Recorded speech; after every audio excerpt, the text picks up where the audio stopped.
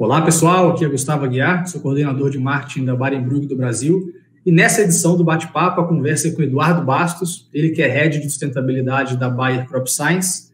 Na última década, Eduardo ocupou diversos cargos relacionados a assuntos governamentais e entidades representativas, sempre com grande foco na temática de sustentabilidade. Então, o nosso papo é sobre práticas sustentáveis, mercado de carbono e tendências para esse mercado. Vamos lá?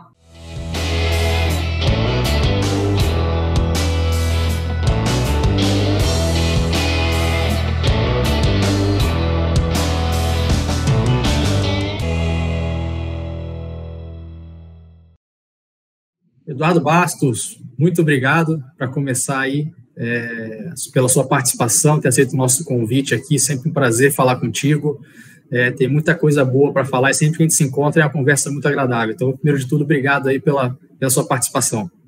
Obrigado a você, Gustavo e Baring Brugge, pelo convite, um prazer estar aqui. Maravilha.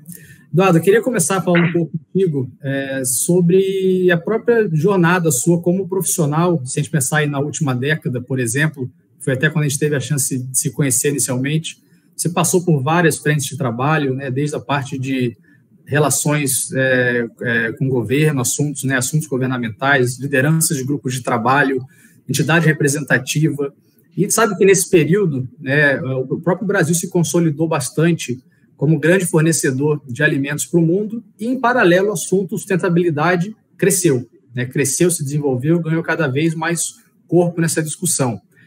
O que acontece é que pouca gente tem uma visão, vamos dizer assim, contínua do assunto. Esse assunto ele emerge muitas vezes, né? Ele vem na mídia, de acordo com o momento, ganha mais importância, outros ele volta, mas é uma discussão que vem acontecendo de maneira contínua há bastante tempo. Queria que você falasse um pouco sobre a sua ótica, né, de um profissional que está na frente, vamos dizer, no front aí desse assunto, trabalhando bastante. Como é que você, primeiro, se conectou com esse assunto enquanto profissional, né, chegou no assunto de sustentabilidade, né, na liderança de uma frente de trabalho com isso, e como é que você viu a evolução do próprio assunto de sustentabilidade, onde que a gente está hoje nesse aspecto?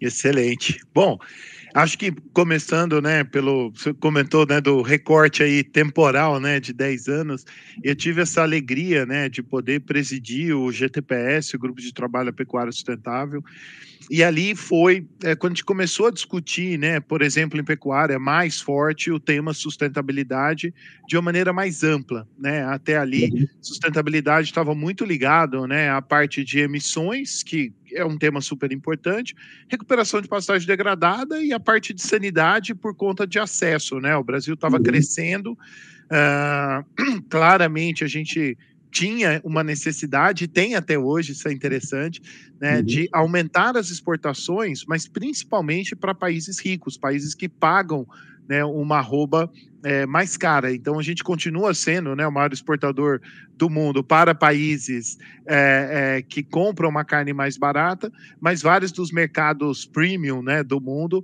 a gente ainda tem dificuldade de atingir. E um dos principais motivos é a sustentabilidade. Então, foi super interessante, né, ter essa oportunidade, poder trabalhar ali, advogar a favor do setor pecuário.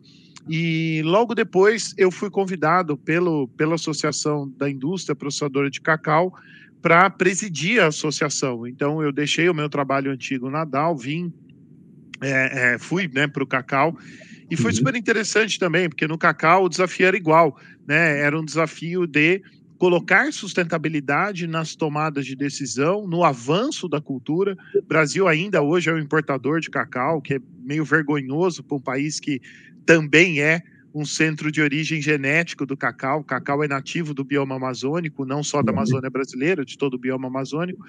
E a gente importa cacau, né? Então, poxa, como é que a gente aumenta a produção? E uma das maneiras de fazer isso é justamente sistemas agroflorestais, que tem tudo a ver com sustentabilidade. Então, plantar cacau é plantar floresta, e a gente, enfim, em algum momento esqueceu disso, né? Então, o desafio era voltar. E aí foi interessante em 2019, quando a Bayer me convidou de volta, né? Eu já tinha trabalhado na Bayer lá atrás, para ajudar a colocar um projeto, então, de sustentabilidade aqui no chão, para a América Latina toda, focado particularmente, né, em carbono, redução de impacto ambiental e pequenos agricultores. Então, tem sido uma jornada aí bem interessante. Muito legal. E eu acho que tem uma coisa em comum quando a gente fala, né, de diversas experiências ligadas à sustentabilidade, que é você ser capaz de contar uma boa história. Independente se você está falando de pecuária, de agricultura, de qualquer atividade, mesmo que seja fora do nosso negócio, do agronegócio, qual que é o storytelling que está ali, né? Qual que é o começo, meio e fim, onde que a gente está, onde que a gente quer chegar. E para isso, se a gente não organizar a casa, é difícil a gente conseguir fazer uma boa exposição, não só aqui dentro, mas para fora do país, que eu acho que é um dos grandes desafios que a gente tem, e que também não é de hoje, né? De poder passar uma imagem concisa, né, bem contada, lá para fora, contar a nossa história. E quando a gente pensa em começo, meio e fim, né, a gente tem alguns pilares, inclusive até vocês na Bayer têm usado para fazer esse approach, principalmente quando a gente fala de carbono, que é a grande bola da vez, sustentabilidade, que é entender alguns aspectos, que são práticas de agricultura de baixo carbono, a parte de medições, né, que é medir, reportar e verificar, e conectar isso com o mercado. Eu acho que seria bacana de tentar fazer essa abordagem dentro desse tripé, porque a gente tem muita coisa para pontuar aí dentro e poder conversar com a nossa audiência, né? Com certeza, com certeza. E esse, na verdade, tem sido o meu principal desafio nesses últimos 2 anos, particularmente, que é colocar essa agenda de carbono no chão. E como você bem comentou, né, a gente divide esse desafio em 3 grandes pilares. O primeiro pilar é o pilar de boas práticas agrícolas para promover uma agricultura de baixo carbono. Então, a gente aqui está falando, né, de recuperação de pastagem degradada, integração de sistemas, rotação de cultura, plantio direto, e, de novo, num olhar integrado, né? Esse é o grande desafio. Então, não é olhar só, como é que eu faço uma produção de soja melhor, como é que eu faço uma produção de pecuária melhor, de milho, é como a gente olha o todo, né? A propriedade rural, eu sempre falo isso, mesmo que o produtor tenha um só negócio, por exemplo, pecuária, ele tem pelo menos 20% de área florestada, então ele tem no mínimo 2 negócios, porque ele tem uma floresta que hoje, em geral, ele não retira valor, mas que ele poderia e deveria, né, extrair valor dali, seja no carbono, seja em serviços ambientais, no que for. Então, é uma jornada super interessante. Esse primeiro bloco, eu arriscaria dizer que até é o dia a dia nosso, né? Toda empresa que trabalha com insumos, seja sementes, né, sejam defensivos, soluções digitais, esse é o core, né, é a essência do que a gente faz. Quando a gente vai para o segundo bloco do MRV, que é medir, reportar e verificar, qual que é o grande desafio aqui? É tornar essa medição de carbono mais barata, mais escalável, né? Hoje eu tenho que cavar uma trincheira, 1,5 metro, dá um trabalho louco, né? E fazer algo tropicalizado, ou seja, que possa ser aceito pelo mercado global, mas que tenha esse olhar nosso, não só Brasil, claro que o Brasil é porque é o primeiro país que está fazendo isso, mas a gente vai expandir para outros países no mundo, e tem vários outros países tropicais que sofrem do mesmo problema, né? De você ter que importar uma tecnologia que nem sempre ela é adaptada, né? De medição, reporte e verificação. E o terceiro pilar, né, de uma maneira muito sucinta aqui, né, mas assim, o terceiro pilar é mercado. Então, assim, muito legal, o carbono está lá, a gente provou que ele está lá, tá, e agora eu preciso vender. Então, eu preciso do mercado que vai fazer essa comercialização, que pode ser o mercado regulado ou o mercado voluntário. Então, no Brasil, por exemplo, a gente ainda não tem uma regulação, portanto, a grande oportunidade é o mercado voluntário.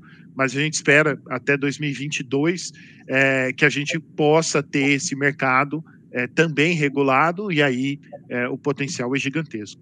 Bacana. Tem bastante coisa para explorar. Se a gente pegar, por exemplo, no primeiro tópico que você trouxe, que é o das práticas de agricultura de baixo carbono, um comentário que acho que é interessante, além dos aspectos de que um produtor que faça uma atividade, ele também já tem que ter a sua floresta, ele já tem isso dentro de casa, tem um aspecto de desenvolvimento da própria atividade agropecuária, que é a conexão de sistemas integrados que você colocou também.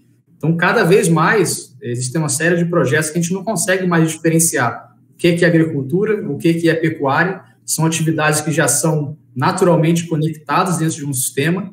E quando a gente conta isso, né, por exemplo, quando a gente conversa com pares de outros países, né, contatos estrangeiros, que a gente traz essa visão de que o Brasil é um país que tem condição de fazer 3 safras, pelo menos, isso é algo que é difícil até de ser concebido numa escala de uma outra realidade regional, ou de outra, fora dos trópicos. Então, o próprio potencial que a gente tem aqui de fazer as conexões certas dentro dos diferentes sistemas e gerar um potencial é algo incrível, né?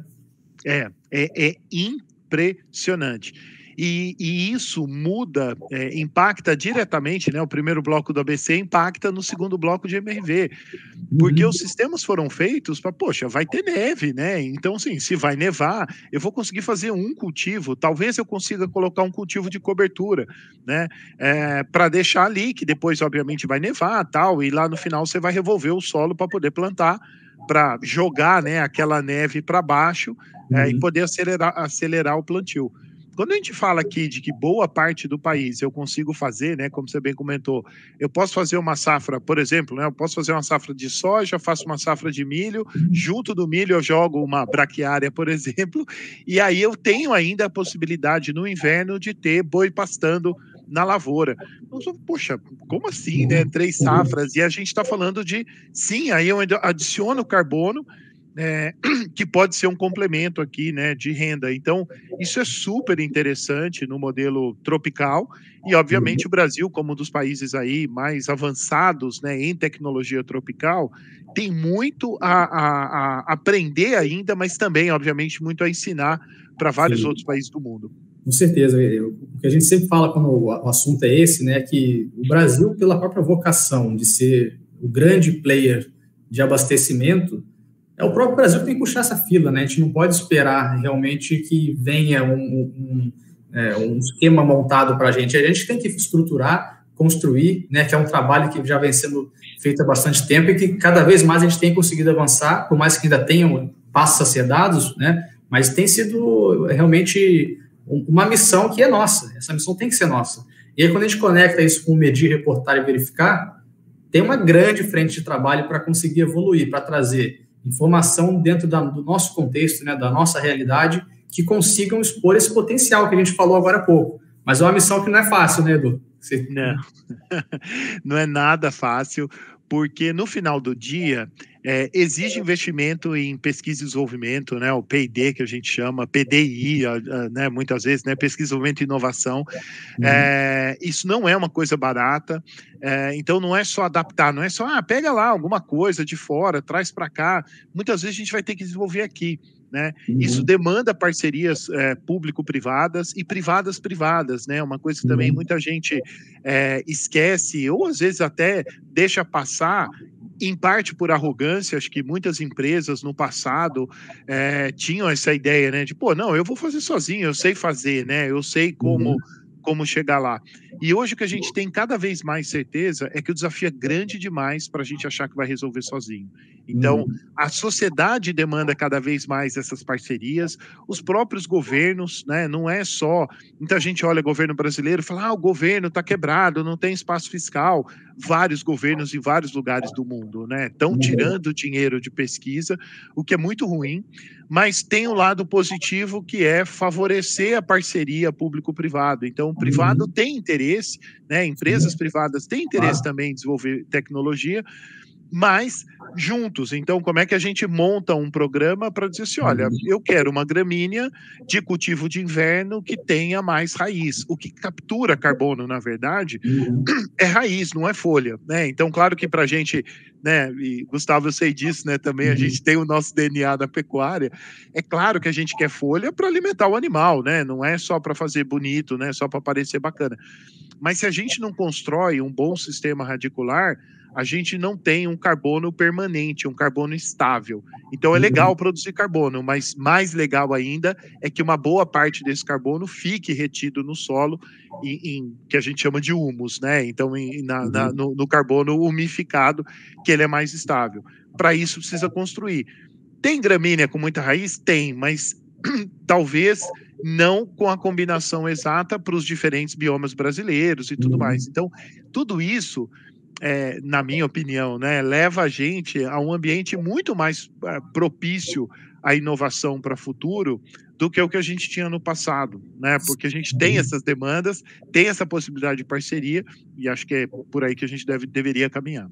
Não, com certeza, né? E a própria, vamos dizer assim, revolução dos pacotes tecnológicos e avanço dos programas de pesquisa, né, que no passado eram mais concentrados na mão do governamental e cada vez mais cria braços, né, de desenvolvimento no privado, isso ajuda demais, né? O próprio setor de forrageiras, aí falando aqui realmente do setor que a gente participa diretamente, isso é um exemplo, né? A Embrapa sempre fez um excelente trabalho já há diversas décadas e levou o país a uma outra condição de produção tropical, né? E a gente, dentro da nossa condição, também vem, de maneira dentro do privado, estabelecer um programa de melhoramento genético de forrageiras e contribuir para isso. Então, dentro dessas frentes de trabalho, que são frentes complementares e não uma para cada lado, né, e não substitutas, tem toda a condição de continuar contribuindo, desenvolvendo novos pacotes tecnológicos e levando, né,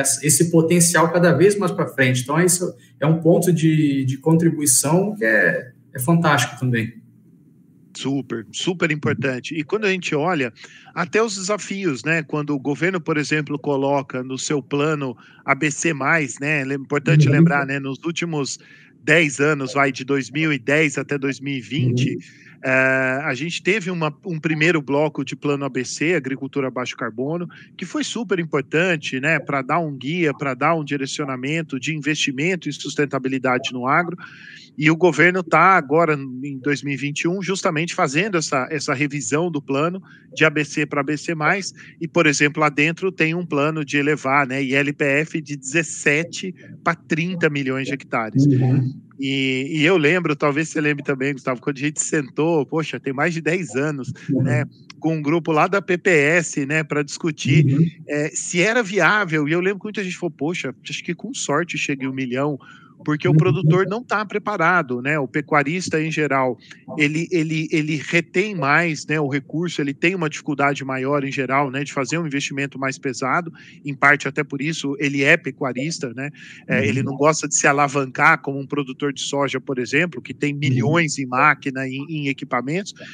Mas, de repente, você fala, não, se você levar o conhecimento correto, sim, o pecuarista tem interesse em investir, sim, o agricultor tem interesse, e na hora que a gente junta essas coisas, a gente evolui. De novo, 17 milhões hoje de LPF, caminhando para 30. E dá para fazer, né? Mas, de novo, dá para fazer se a gente juntar os conhecimentos. Eu sempre comento isso, que boa parte das soluções dos grandes problemas da humanidade está na união dos conhecimentos, né, e não na divisão. Se a gente não entender isso, dificilmente a gente vai conseguir alimentar as 10 bilhões de pessoas que o planeta Terra vai ter em 2050. Muito bom. E também ter vamos dizer assim, a serenidade de entender que as coisas são passo a passo, né? Que às vezes a gente olha e quer acelerar naquela reta ali e chegar, mas a própria evolução que você acabou de citar, né? De 1 milhão, estamos em 17, isso aconteceu gradualmente, né? Primeiro houve aquele entendimento, o agricultor aprendeu e vem aprendendo cada vez mais, a usar a forrageira. Aquilo pode ser um primeiro passo dele para fazer uma conexão. Estou falando do aspecto que a gente acaba até vivenciando aqui no dia a dia. No segundo passo, ele consegue colocar ali, fazer uma produção pecuária eficiente naquela área, como uma terceira safra. Já conectou os negócios. Muitos projetos até estão usando pecuária por mais de um ano, ou seja, até por questões de saúde do solo, né, problema de nematóide, que é um problema sério, indo para o aspecto, né, até técnico do negócio. Então, fazem pecuária durante 2 anos em determinada área, depois volta com soja. Então, essa rotação e vamos dizer assim, otimização, nessa sinergia entre os sistemas, isso é algo que foi construído ao longo do tempo e nos trouxe até aqui. Por isso que a gente vai chegar, acho que tranquilamente, esses 30 milhões aí é uma questão de tempo, porque é benéfico para o produtor rural. Né, e o produtor tem aprendido cada vez mais a fazer isso, muito bacana.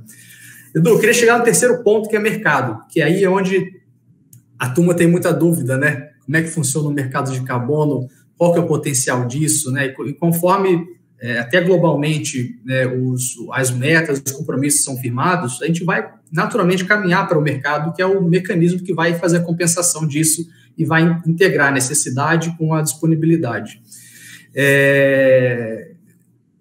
Eu acho que é bacana a gente falar um pouco de regulamentação, né, porque talvez uma das grandes dúvidas esteja nesse aspecto, né, como que o mercado de carbono está regulamentado hoje? É dividido entre mercado voluntário, mercado regulado?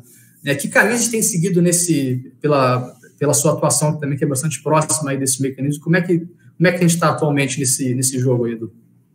Olha, a gente está melhor do que já esteve.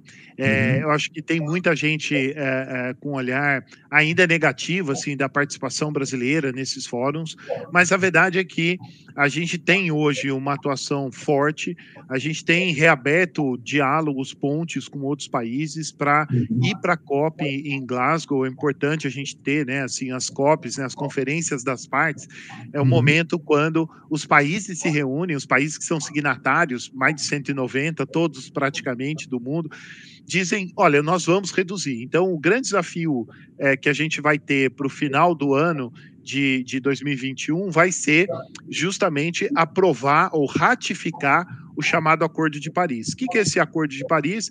É o acordo que foi feito por todos os países membros da ONU para reduzir a temperatura do planeta Terra ou, na verdade, conter o aumento até 1,5 grau. Então, muita gente já deve ter ouvido, né, o 1,5 grau, poxa, então tem que esquentar 1 grau. Não, é que não pode passar de 1,5 grau. Se a gente passar de 1,5 grau, a gente vai ter muito problema. O que o Brasil está fazendo dentro disso, que é super interessante, sugiro acompanharem, o Brasil está discutindo um projeto de lei, que é o PL 528, para regulamentar o mercado brasileiro. Então, independente do mercado global, o Brasil também está fazendo seu trabalho de casa, o Congresso brasileiro está fazendo esse trabalho de casa, em parceria com o Poder Executivo, e está avançando. Então, é muito legal ver que existe um caminho aqui para a gente terminar o ano de 21 com um mercado nacional estabelecido e, em paralelo, um sistema de controle para o mercado voluntário, né? Então, a diferença principal aí, o próprio nome já diz, né? Mercado regulado, você tem uma lei, né, que determina a quantidade de carbono que você tem que reduzir, e aí cada setor vai cumprir a sua meta, reduzindo as suas próprias emissões e compensando ou comprando no mercado o que faltar.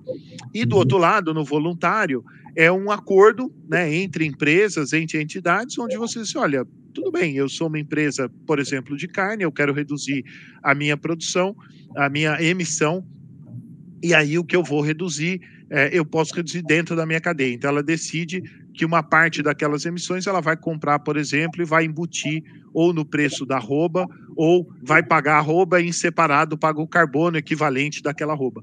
Então, isso é muito legal, e é uma coisa que, pelo menos aí até 2025, a gente deve ter tudo isso regulado, funcionando, vários parceiros.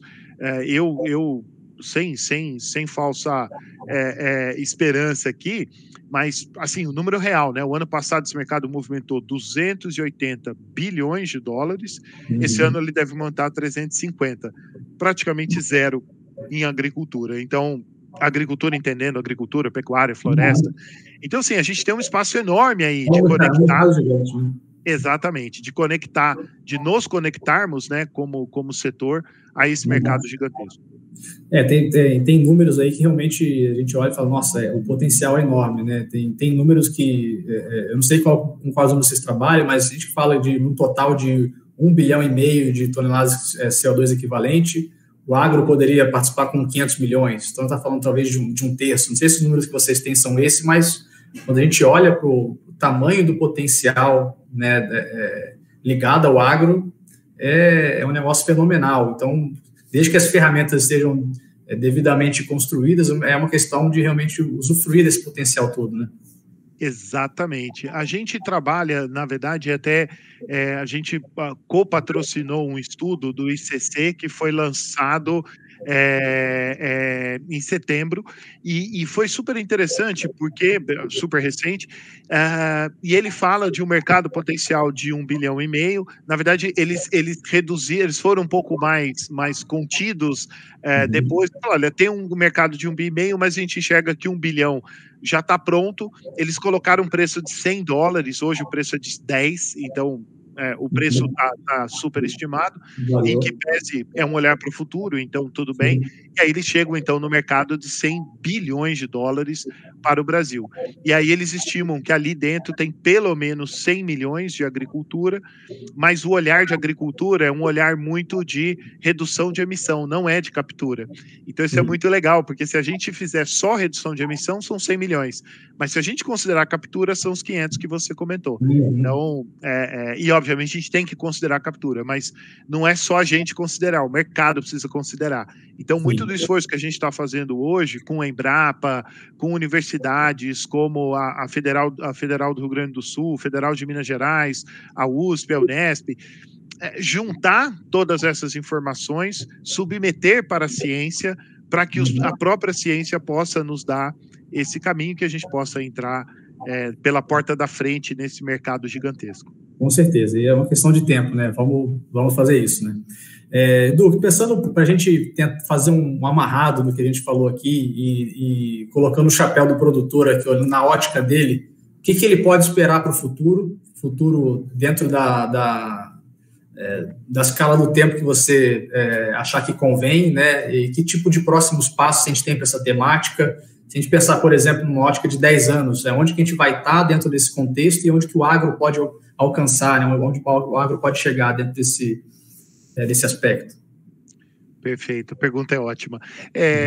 O que é interessante, como eu vejo o futuro, né, 10 anos, se a gente olhar os números hoje de emissões, né, os números de 2020, né, são os últimos liberados, a gente tem aproximadamente 25% das emissões do planeta Terra estão ligados ao uso do solo. Né?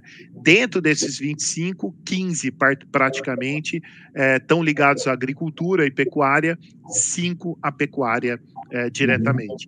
Então, assim, se a gente pensar que, poxa, a gente tem 5% das emissões, e muita gente usa esse número de jeito errado, né? Tem que parar de comer carne, né? Um monte de soluções que a gente sabe que não são as soluções, né, devidas. Você fala, poxa, mas se a gente tem 5% do problema, a gente também tem, no mínimo, 5% da solução. Né? Ao recuperar a pastagem degradada, seja para o uso que for, né? Passar a capturar mais do que o animal emite através de sistemas integrados, recuperação e tudo mais, poxa, eu deveria ter, no mínimo, 5% do mercado. O mercado, que, de novo, como eu comentei, vai movimentar 350 bi, e em 10 anos deve movimentar no mínimo, né? Muita gente já estima, né, um mercado de 1 trilhão. Poxa, eu quero 5% de 1 trilhão. Os 5% de 1 trilhão de dólares são 50 bilhões de dólares, né? Então, é muito recurso e que a gente, poxa, né, conta a matemática aqui, né? Não estou fazendo nenhuma, os dados todos são depois dá para entrar no Google lá e dar uma olhada. Então isso é interessante, porque assim, claramente, sim, o setor ele vai entrar cada vez mais forte nessa discussão. É importante também acompanhar a discussão do chamado NBS, Nature Based Solutions, soluções baseadas em natureza, porque esse é o futuro para os próximos 10 anos. O que muito país já está fazendo, a França fez isso em meados de 2021, ela já tirou aterro sanitário, por exemplo, como algo que precisa receber dinheiro para ser feito. Isso aqui é obrigação, né? Então, a gente no Brasil, por exemplo, ainda tem possibilidade de submeter projetos de aterro sanitário. Na França, não mais. Em vários países do mundo, trocar carro a combustão por carro elétrico já é obrigatório. A maioria das empresas do mundo, em 2030, para de fabricar carro a combustão. Então, assim, essa transição para alguns setores vai acontecer. Qual que é o próximo setor? É o setor de uso da terra. Então, os próximos 10 anos serão muito interessantes para nós. A gente vai ter que tomar muito cuidado para que a gente não fique só com o problema, para que a gente mostre que nós também somos parte da solução. E é isso que eu vejo. O grande desafio que a gente vai ter é esse, mostrar que o agro lato sensu, né, tudo, inclui pecuária e tudo mais, que o agro é parte da solução, porque nós somos, né, e esse vai ser o grande desafio dos próximos 10 anos, e obviamente ao fazer isso, a gente vai poder ter uma fatia considerável desse mercado.